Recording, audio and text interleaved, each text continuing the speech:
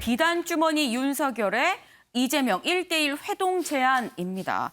민주당 이재명 후보 그리고 국민의힘 윤석열 후보 이 대진표가 확정된 이 첫 평일입니다. 오늘이 이 두 사람 상당히 좀 몸도 마음도 다 바쁠 그런 시기이긴 한데 이 두 사람의 바쁜 몸 그리고 바쁜 마음 저희가 오늘 하나하나 꼼꼼히 좀 따져보겠습니다. 김현 기자. 이 국민의힘의 윤석열 후보 이 오늘 후보로 선출되고 뭐 주말을 제외하고선 오늘 사실상 첫날입니다. 이 뭐 늘 그렇듯 현충원을 갔을까요? 네, 윤석열 후보 당초에는 현충원 방문이 첫 공식 행보가 될 예정이었습니다. 네. 그런데 오늘 갑자기요. 공식 일정인 현충원 방문에 앞서서 국동 방송을 방문을 해서 네. 김장환 목사와 기독교계 인사들과 조찬 회동을 했습니다. 네. 이게 이제 사실상 윤 후보의 첫 공식 일정이 된 셈인데요. 네. 이렇게 급하게 일정을 변경한 것은 사실 오늘 오후에 이재명 민주당 후보가 불교계 그리고 기독교 인사들과 이제 만남이 예정이 되어 있었습니다. 이 윤석열 후보 입장에서는 이재명 후보를 좀 견제를 하고 이른바 손바닥에 이제 왕자 논란이 있었지 않습니까? 네. 이 논란을 좀 잠재우기 위해서 기독교를 먼저 챙긴 것으로 이렇게 보여집니다. 윤 후보 그 이후에는 예정대로 현충원을 방문을 했고요. 빗속에서 검은색 우산을 쓴 후 빗속을 뚫고 이제 분향을 진행을 했습니다. 항상 이 방명록 문구가 이제 관심을 받지 않습니까? 근데 윤 후보 국민의 선열의 뜻을 받들어 국민 승리의 시대를 열겠습니다. 뭐 이런 문구를 남겼습니다. 사실 네. 조금 조금 무난한 문구인데요. 윤석열 후보가 이제 각종 실언들 때문에 좀 논란을 겪었기 때문에 최대한 무난한 내용을 좀 담은 것으로 보입니다. 아니 근데 지금 현충원을 공식 일정으로 분명 공지를 했는데 갑자기 그보다 이 1시간 땡겨서 이 기독교계 인사들을 만났다라고 하는 걸 보니까 김현 기자의 뭐 분석이 맞는지 아닌지는 알 수 없습니다만 정말 이재명 후보의 어떤 종교계 인사들을 만나는 그런 일정을 감안을 한 거라고 한다면 이 두 후보 벌써부터 좀 신경전이 대단하다라는 이 생각이 듭니다. 근데 김현 기자, 제가 사실상 오늘이 첫날 아니냐라고 앞에 사실상을 붙였어요. 그런데 원래 후보 선출된 건 지난주 금요일이었었고 그렇게 따진다면 첫날은 그 이튿날인 토요일인 건데 토요일 날은 보니까 가락시장을 갔더라고요. 새벽부터. 이거 굉장히 이례적인데요. 네, 윤 후보 말씀하신 대로 지난 6일 대선 후보 선출 첫 일정으로 서울 송파구의 가락시장을 방문을 했습니다. 윤 후보는 이제 현충원 여러 번 갔으니까 좀 서민들의 상황을 볼 수 있는 민생 현장을 제일 먼저 가보고 싶었다 이렇게 설명을 했습니다. 직접 이제 상인들과 손을 맞잡고 이야기를 나누고요. 친서민적인 모습을 좀 보이고 네. 소통 강화에 나섰다 이런 분석이 있습니다. 그리고 이 가락시장 방문에서요. 윤 후보의 이른바 미식가 포스가 좀 화제가 됐었거든요. 네. 윤 후보가 현장에서 어떤 이야기 했었는지 함께 들어보시겠습니다.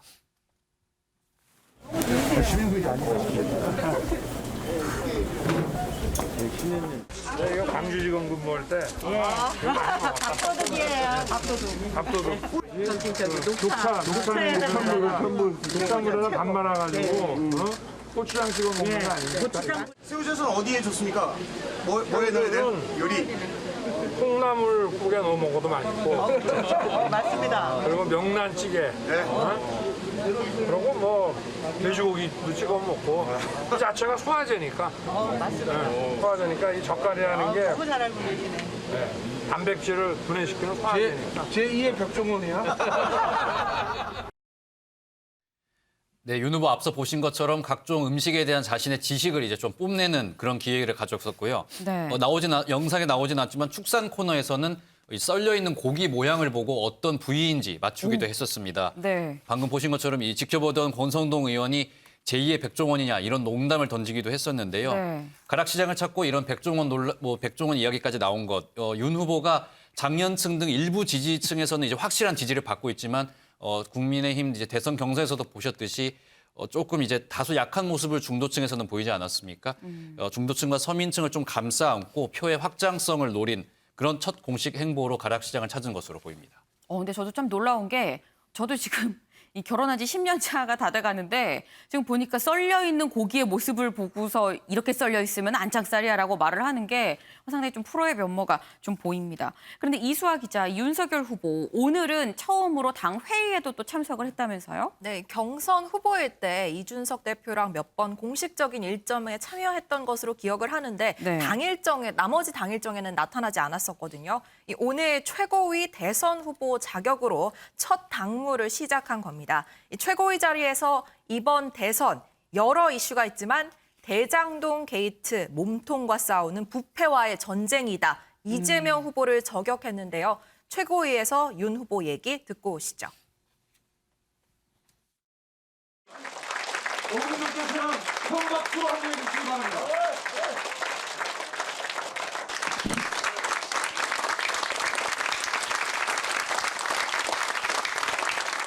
국민의 힘으로 제가 정치에 뛰어든 지 이제 4달이 됐습니다. 그런 제가 과분하게도 제1야당의 대통령 후보가 됐습니다.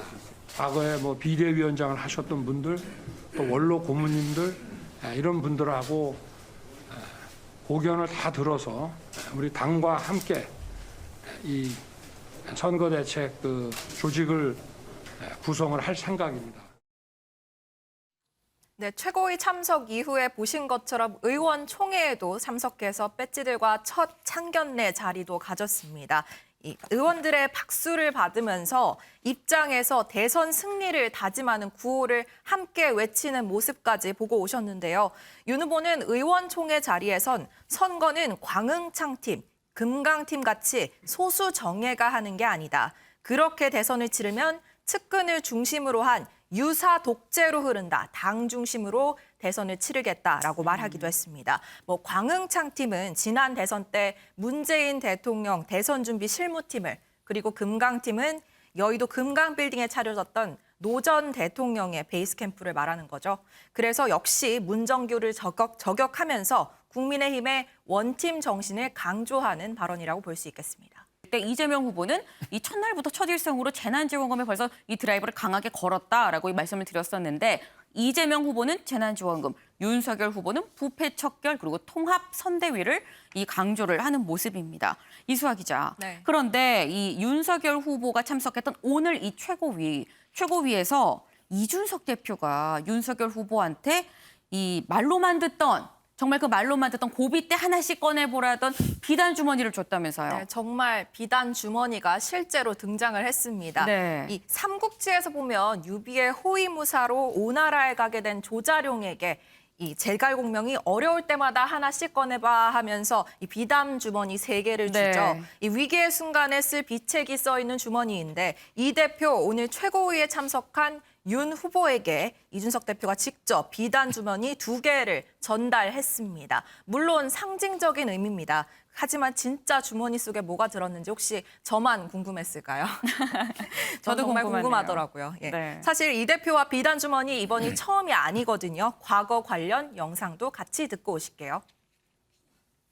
만약에 윤석열 총장이 우리 당에 들어와서 같이 활동한다면은 비단 주머니 3개를 드리겠습니다. 네.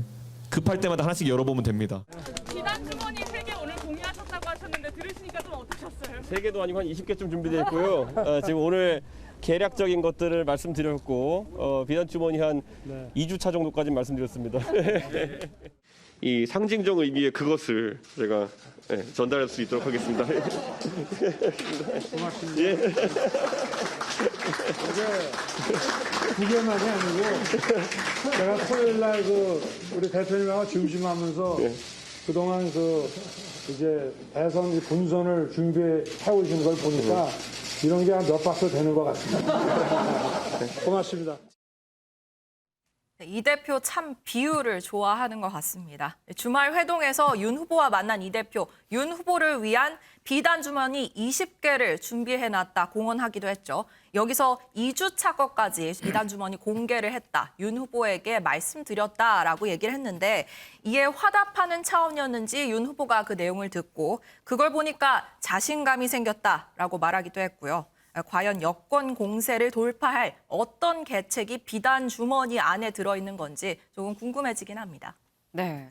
이수아 기자도 저도 궁금하고요. 아마 다른 이 시청자분들도 굉장히 궁금할 것 같은데, 차재원 교수님. 예. 비단 주머니 안에 뭐가 들었을까요? 그렇죠. 이거 비단 주머니에 진짜 뭐가 들은지 모르겠습니다만 네. 일단 지난 주말에 그 카페에서 만나서 식사를 하지 않았습니까? 네. 그때 아마 실질적인 비단 주머니 내용들이 다 전달되지 않았을까 하는 생각이 드는데, 첫 번째는 그거겠죠. 아무래도 지금 경선이 끝나고 난 이후 앞으로 향후 행보와 관련된 여러 가지 이야기들을 했을 가능성이 높은데 그와 관련해서 가장 중요한 부분은 향후 선대위를 어떻게 구성할 것이냐. 그래서 지금 일각에서 나오는 이야기가 지금 김종인 전 비대위원장을 모셔서 이 총괄 선대위원장으로 하는 그러한 이야기들이 논의가 됐습니다만 아무래도 정치 신인인 윤석열 후보 입장에서는 아무래도 정치적 경험을 이렇게 대하는 쪽으로 아마 그 이준석 대표가 아마 이야기를 했을 것 같고요. 그리고 또 아마 그 자리에서 그 이야기도 됐겠죠. 지금 이번 경선 과정에서 지금 낙선한 후보들을 어떻게 포용할 것이냐 그런 부분들도 이야기됐을 것 같고요. 그리고 또 아마 이번 경선과 관련된 리뷰 나름대로 거기에 대한 또 아마 이준석 대표만의 관점이 전달되지 않았을까. 예를 들면 뭐 주술 논쟁이라든지 네. 그리고 또 뭐 일망으로 이야기되는 이런 부분들에 있어서 앞으로 향후 어떻게 보완을 해나갈 것인가. 그리고 지금 또 하나가 발등에 불이 2030의 좀 민심 위반이 지금 상당히 두드러지고 있다. 이번에 지금 사실 이 지금 민심에서 상당한 홍준표 후보의 뒷받침했던 2030들이 실망해서 탈당한다는 뭐 이야기들이 나오고 있는 이런 부분들을 어떻게 할 것이냐. 그런 부분들에 대한 이야기가 아마 비단 주문이 있었을 것이다. 실제 저 해동이 끝나고 난 뒤에 두 사람을 같이 청년 관련된 행사에 갔다고 그러거든요. 네. 아마 저는 뭐 제 생각에는 그런 것들이 비단 주문이 주 내용이 아니었을까 하는 생각이 듭니다. 네, 뭐 거의 비단 주문을 열어본 것처럼 지금 말씀을 해주셨습니다. 지금 보면은 이준석 대표한테 어쨌거나 뭐 비단 주머니를 받고 이 경선 후보에서 당 후보로 굉장히 좀 안착을 하는 뭐 그런 모습으로 볼 수가 있는데 이쯤 되면 궁금한 게 바로 청와대의 반응입니다. 이호정 기자, 사실 이 윤석열 후보는 문재인 정부의 검찰총장이었다가 지금은 정권 교체를 기치로 내걸고 야당의 후보가 됐습니다. 이 청와대는 어떤 분위기일지 궁금한데요. 네, 사실 이 상황이 청와대로서는 착잡할 수밖에 없는데요. 이 네. 때문에 문재인 대통령이 윤석열 후보가 선출이 됐을 때 어떤 메시지를 낼지도 이제 기자들의 초미의 관심사였습니다. 네. 만약에 청와대가 윤 후보의 선출을 축하한다면 그간의 청와대에 날을 세웠던 과정 그리고 윤 후보가 총장을 사퇴하고 야당의 후보가 되는 이 과정에 대한 어떤 정당성을 청와대 스스로 부여하는 모양새가 될 수도 있기 때문인데요. 네. 우선 분위기를 보면 이재명 후보가 대선 후보로 확정된 날 1시간 반 만에 문재인 대통령의 축하 메시지가 나왔습니다. 네. 그런데 그 수준의 메시지는 야당 후보들에게는 나오지 않을 것으로 전망이 됩니다. 네. 그런데 당시 이재명 후보의 메시지를 보면은 어떤 대통령으로서 축하한다라고 가 아니라 당원으로서 민주당 대통령 후보 지명을 축하한다라고 되어 있거든요. 네. 그렇기 때문에 야당 후보와의 좀 차별성을 둔 것으로 보이고요. 다만 청와대는 야당 대선 후보들에게 윤석열 전 총장 후보를 포함해서 후보들에게 난과 함께 적정선의 축하 메시지는 전달할 것으로 전망이 됩니다. 이런 방안들을 내부에서 검토 중인 것으로 전해지고 있는데요. 청와대 입장에서는 오히려 메시지를 내지 않는 것이 어떤 불필요한 축축을 불러올 수 있다는 점도 고려를 해야 할 것으로 보입니다. 제가 찾아보니까 과거 역대 대통령들도 대부분 야당 대선 후보들에게 축하 메시지를 보냈더라고요. 네. 문재인 대통령도 지난 2012년에 대선 후보로 선출됐을 때 이명박 전 대통령이 청와대 대변인의 서면 브리핑으로 축하 메시지를 전달을 한 바 있습니다. 네. 이 때문에 좀 적정한 선의 메시지 전달을 고민 중인 것으로 사료가 되고요. 다만 이재명 후보와는 단독 면담을 했잖아요. 네. 그런데 그 수준의 단독 면담은 없을 것으로 보입니다. 일단 청와대는 야당 후보가 면담을 요청하면 적극적으로 검토하겠다라는 게 공식 입장이지만 현직 대통령이 야당 대선 후보를 만난 사례가 찾기 힘듭니다. 네, 그런데다가 맞아요. 이 만남에 대한 어떤 정치적인 해석도 고려를 해야 하는데 윤 후보가 만남을 요청해서 얻을 수 있는 실익이 없다라는 평가가 대다수이고요. 그렇기 때문에 면담을 요청할 가능성도 작아 보이지만 요청을 하더라도 문재인 대통령이 수용할 가능성 이 역시도 좀 적다는 평가가 나오고 있습니다. 네. 저도 지금 기억을 되돌려 보면은 이 대통령이 야당 후보가 선출됐다고 뭐 불러서 청와대에서 같이 만난 사례는 이 언뜻 떠오르지가 않습니다. 하지만 이 청와대에서 축하난과 이 메시지는 보낼 것으로 보인다라고 하는데 어제의 동지가 이제 오늘의 그야말로 적이 된 그런 상황이기 때문에 뭐 생각이 많을 수 있을 것 같습니다. 윤석열 후보 아무래도 이 갓 경선을 막 끝내 좀 따끈따끈한 이런 선출된 후보다 보니까 이 진즉에 이 뽑힌 이재명 후보보다 이 현재로서는 좀 이목이 좀 더 집중이 되는 그런 상황이긴 한데 그래서인 건지 유호정 기자, 이재명 후보가 윤석열 후보한테 1대1 회동을 제안을 했어요. 네, 맞습니다. 이 나라의 미래를 놓고 진지하게 논의하자라면서 오늘 1대1 회동을 제안했는데요. 오늘 선대위 모두 발언에서 나온 얘기입니다. 오늘 이 모습 영상으로 먼저 보고 오시겠습니다. 윤석열 후보님께 하나 제안을 드리려고 합니다. 이 나라의 미래를 놓고 우리 국민들의 삶을 놓고 진지하게 논의할 1대1 회동을 제안드립니다. 누가 국민의 대리인으로서 더 나은 우리 미래를 만들 수 있는지에 대해서 진지하게 논의하고 또 국민들께 보여드리는 그런 장을 한번 만들어 주시면 좋겠습니다. 우리 국민들께서 과거를 향한 절망이 아니라 미래를 향한 희망을 가질 수 있도록 그런 장을 한번 마련해 주십사 다시 한번 제안드립니다. 네, 이 1대1 회동뿐만이 아니라 정기적인 토론회장을 가져보자라는 제안도 했는데요. 네. 사실 윤 후보는 이 정책을 당장 현실화할 여력이 밀릴 수밖에 없는 야당 후보이고요. 무엇보다 정책 대결에서는 아무래도 경험이 적은 정치 신인입니다. 반면 이 후보는 집권여당 후보고 광역단체장 경력이 적지 않잖아요. 이렇기 때문에 정책 대결로 기선제압을 하겠다라는 이런 이 후보의 의지가 반영된 것으로 풀이가 되는데요. 사실 윤 후보 측에서는 제안을 거절할 가능성이 높아 보이는데 이 경우에 이 후보 입장에서는 윤 후보가 정책 경쟁에서 좀 도망다닌다라는 공세를 펼 가능성도 이제 높아 보이는 상황입니다. 일단 오늘 국민의힘 원내대표는 이 후보의 1대1 회동에 대해서 실무적으로 협의를 해야 한다라고 얘기를 하면서도 느닷없이 쇼하다시피 만나는 것은 아닌 것 같다라는 입장을 밝혔거든요. 이것만 봐서도 일단 이런 매주 정기적으로 토론을 하거나 이런 자리가 마련될 가능성은 조금 낮아 보이는 상황입니다. 네, 아니 윤영걸 대표님, 네. 지금 뭐 유호정 기자가 얘기를 하긴 했습니다. 뭐 여당 후보고 야당 후보기 때문에 상대적으로 야당 후보는 뭐 정책 실현 가능성이 좀 적지 않냐라는 뭐 얘기도 하긴 했습니다만 사실 토론 그 자체로만 보면은 이거는 우열을 가릴 수 있는 부분이기도 하거든요.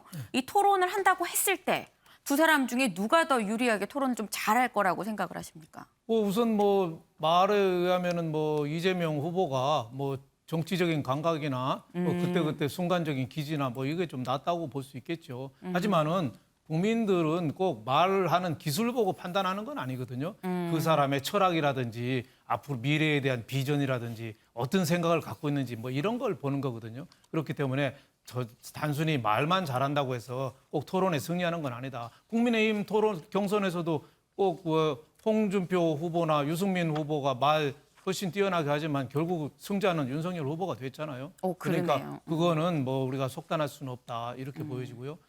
이재명 후보가 저렇게 매주 토론회 하자 저렇게 제안한 거는 아직 꼭 실현성을 보는 건 아닐 겁니다. 지금 국민의힘은 아직 선거대책위원회도 구성이 아직 안 돼 있잖아요. 지금 진도 지금 안 치고 누구를 임명할지도 아직 사람도 아직 구성이 안 되는데 지금 토론회 하자는 거는 우선 좀 이재명 후보로서는 좀 기선제압하자. 네, 지난 목요일 날 경선 국민의힘 선출되고 지금 컨벤션 효과로 지지율이 윤석열 후보가 많이 지금 올라오고 있어요. 네. 이재명 후보는 오히려 떨어지고 있어요. 그러니까 그거를 좀 상쇄해보자. 이런 뜻에서 저렇게 좀 기선 제압 차원에서 제안을 한 거다. 당장 현실성 있어 보이지는 않습니다. 만약에 하더라도 그거는 한 12월 달이나 가서나 좀 서로 상의해 볼 일이 아닌가 이렇게 싶습니다. 네, 이재명 후보의 제안은 기선제압용이다라는 이런 의견을 주셨습니다. 그런데 유호정 기자, 이재명 후보가 이 말씀대로 컨벤션 효과를 누리고 있다 보니까 윤석열 후보가 여기에 맞서서 1대1 회동도 제안을 하고 이번에는 이 정치인들의 필살기라고 얘기를 하죠. 예능에도 또 출연을 했더라고요. 네, 그렇습니다. 최근에 연일 예능 윤 후보, 이재명 후보뿐만 아니라 여러 대선 후보들이 연일 예능에 출연을 하고 있는데요. 여기서 또 그동안 일반 정치 현장에서는 받지 못하는 재미있는 또 재치 있는 질문을 받곤 합니다. 여기에 대한 이제 이재명 후보의 답변이 좀 화제가 되기도 했습니다. 네. 일단 추미애 전 장관과 이낙연 대표가 물에 빠지면 누구부터 구하겠느냐라는 질문을 받았거든요. 네. 그런데 여기에 이 후보가 너무 어렵다, 꼭 골라야겠냐. 차라리 고르라면 내가 물에 빠지겠다라고 답변을 회피하다가 꼭 네. 답변을 해야 한다라고 하니까 정치 구도를 생각하면 이낙연을 먼저 건져야겠다라는 답변을 하기도 했습니다. 네. 아니, 지금 보니까 뭐 정치인들 예능 출연은 뭐 아무래도 유권자는 좀 친근하게 다가가는 뭐 그런 효과가 확실하게 좀 있습니다. 왜냐하면 이 대선이라는 게 이제 전국 선거인데 이 몸은 하나고 시간은 정해져 있고 그러니까 뭐 전국 방방곡곡을 할 수 없으니까 방송, 그것도 친근한 예능을 통해서 좀 이 얼굴을 알리는 그런 효과를 쓰는 것 같은데 이호정 기자 보니까 후보들이 그래서 이 예능에도 나오고 또 보니까 분신술을 또 쓰는 것 같아요. 이 각각의 배우자들이 좀 전면에 지금 나서고 있는 그런 모습입니다. 네, 그렇습니다. 이 이재명 대선 후보의 선대위에는 배우자실이 신설이 됐습니다. 역대 대선에서 이 배우자의 수행 2팀이 담당을 했는데 이렇게 아예 배우자실이 신설된 것은 좀 이례적이다라는 평가가 나오는데요. 게다가 이 배우자 실장도 원외 인사가 아닌 현역 의원인 이해식 의원이 맡았습니다. 네. 이 의원 후보 본인이 가지 못하는 일정을 보완하는 정도에서 그치는 게 아니라 배우자가 독자 일정도 소화하겠다라는 뜻이다라고 직접 밝혔는데요. 그만큼 앞으로 이제 김혜경 씨가 본격적으로 이 지원 세력으로 나설 것으로 지금 전망이 되고 있는 상황입니다. 사실 성남시장 그리고 경기지사 선거도 있었고요. 대선까지 경험을 하면서 네. 선거 지원은 베테랑일 수밖에 없는 상황이거든요. 그래서 적극적인 행보가 예상이 되는데 사실 이제 상대 경쟁 후보인 윤석열 후보 같은 경우에는 이 부인 관련한 의혹들이 여전히 있기 때문에 이재명 캠프 쪽에서는 아무래도 좀 전략적인 행보다라는 분석도 나오고 있는 상황입니다. 이렇게 되다 보니까 사실 윤 후보 측의 아내는 언제 등판하느냐라는 이제 물음이 나올 수밖에 없는데요. 이 김건희 씨는 사실 김혜경 씨에 비해서 이런 선거 지원 경험이 아예 없는 상황이죠. 이렇기 때문에 언제 그 시점에 대해서도 윤 후보 측에서 고민이 될 수밖에 없는 상황입니다. 그런데 윤 후보가 당선 직후에 아내도 일정 부분 후보의 아내로서의 역할을 할 것으로 생각하고 있다라고 직접 밝혔었거든요. 네. 그렇기 때문에 조만간 공식 석상에 이 모습을 드러낼 것으로 예상이 되는데요. 김건희 씨는 이 전시기획사 대표로서 국내에서 좀 굵직한 전시들을 맡아왔습니다. 이 경험을 살려서 문화예술 분야에서의 좀 대중과의 접점을 찾지 않을까 하는 전망이 나오고 있습니다. 그렇군요. 차재원 교수님, 네. 지금 보면 이재명 후보가 배우자 실장을 뭐 이해식 네. 의원으로 별도로 지금 두었습니다. 좀 이례적이라고 볼 수 있는데 어쨌거나 이런 걸 보면 김혜경 씨 앞으로 좀 광폭 행보를 좀 할 것 같다라는 네. 분석이 가능하잖아요. 네. 그리고 유호정 기자도 얘기를 했습니다만 이 상대적으로 윤석열 후보의 부인 김건희 씨는 지금 굉장히 뭐 은인자중이랄까요, 좀 조용히 수면 밑에서 그렇죠. 있는 상황인 건데 이 전략적인 판단으로 봐야 되는 걸까요? 뭐 아닙니다. 그러니까 일단 뭐 경선 과정을 통과했고 이제 당 후보가 됐기 때문에 아마 네. 후보자의 본인도 공식적으로 아마 상당히 공개적으로 아마 이 대중들에게까지 나서지 않을까 하는 생각이 듭니다. 네. 사실 지난번 그 이 경선 과정에서 윤석열 총장이 그러니까 지금 이렇게 이야기한 적이 있습니다. 대선은 패밀리 비즈니스다 이 이야기했거든요. 네. 그렇다고 한다면 이제 사실 가족적 총력전을 펴야 되는 거죠. 그런 상황에서 이 배우자가 안 나온다는 것 자체가 상당히 이상할 수밖에 없는 상황이거든요. 그리고 또 하나는 지금 우리나라의 그 유권자들 같은 경우 특히 대통령 선거에서는 상당히 표심을 결정하는 중요한 요소 중에 하나가 그 배우자라는 겁니다. 네. 그런 측면에서 본다고 한다면 아마 김건희 씨가 뭐 어떤 식으로든 아마 공식적인 활동을 하지 않을까 하는 생각이 드는데 뭐 이런 말 있잖아요. 피할 수 없으면 절개라고. 아마 제 생각에 앞서 말씀하신 것처럼 김건희 씨가 나름대로 강점을 갖고 있는 분야에서 나름대로 자신의 뭐 메시지도 좀 내고 하지 않을까 하는 생각이 드는데 무엇보다도 지금 이재명 후보의 부인 김혜경 씨를 약간 벤치마킹할 가능성이 있다. 사실 기억하시겠지만 지난번 경기도지사 선거할 때 사실 이재명 후보가 상당히 맞닥뜨렸던 가장 큰 의혹 중에 하나가 뭐 소위 말해 여배우 스캔들. 그리고 또 해경군 김씨 사건 이런 부분들에 있어서 그때 당시에 이 김혜경 씨가 전면에 나서가지고 남편을 지켜주는 남편에게 믿음을 보여주는 그런 걸 하고 또 자신이 둘러싼 여러 가지 의혹들이 있었지만 본인이 그걸 치고 나가는 그런 모습을 보여줌으로써 상당히 극복을 했잖아요. 그리고 선거 끝나고 난 뒤에는